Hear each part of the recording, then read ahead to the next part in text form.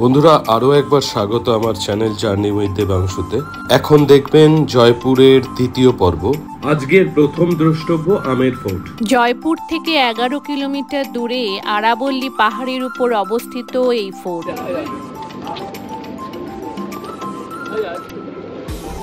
এখান থেকে গাড়ি ছেড়ে আপনাকে জিপ অথবা হাতির পিঠে উপরে উঠতে হবে।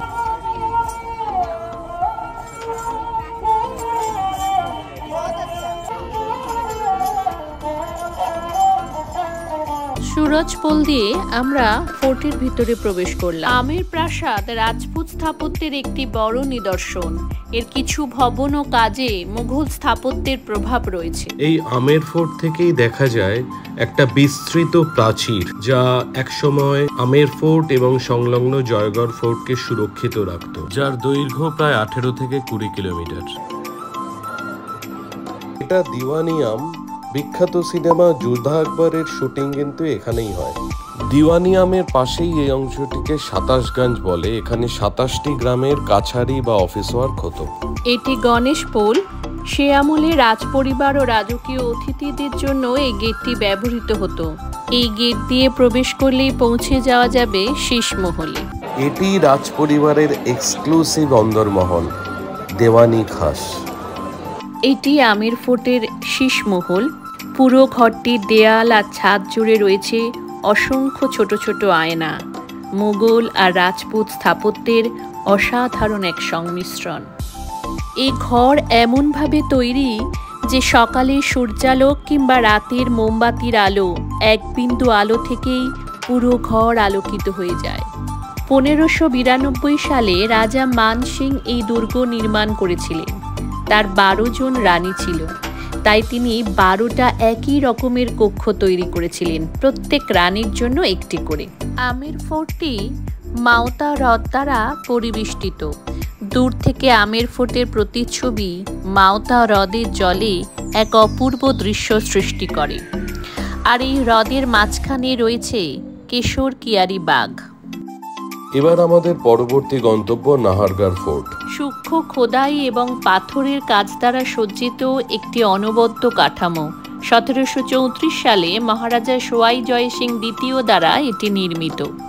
নাহারগড় পৌঁছেই আমরা প্রথমেই ছাদে চলে এলাম, কারণ সবেই সূর্যাস্ত হচ্ছে। আর এখান থেকে সূর্যাস্ত দেখা যায় খুব সুন্দরভাবে। দেখা যায় সমস্ত শহরটা। নাহারগড়ের প্রাচীর বেয়ে যখন সূর্য ডুবে যায়, তখন ইতিহাসের সাথে মনটাও হারিয়ে যায়।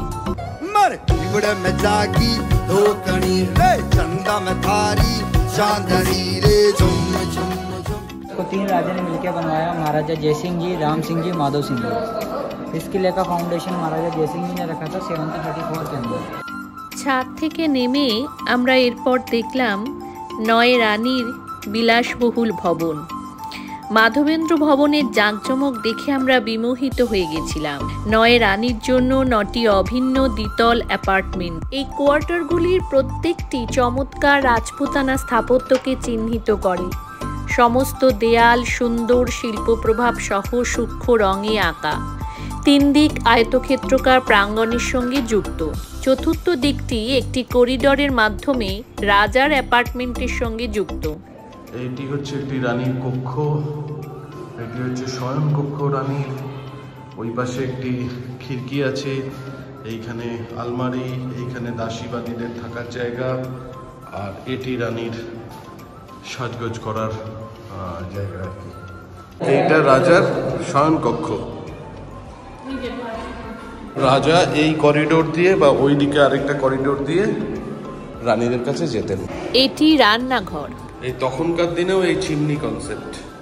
এই দেখুন এইরকম চিমনি ছিল, এবং এই চিমনি উপরে ওই দুটো জায়গা দিয়ে বেরিয়ে যেত, যা ধোঁয়া হতো।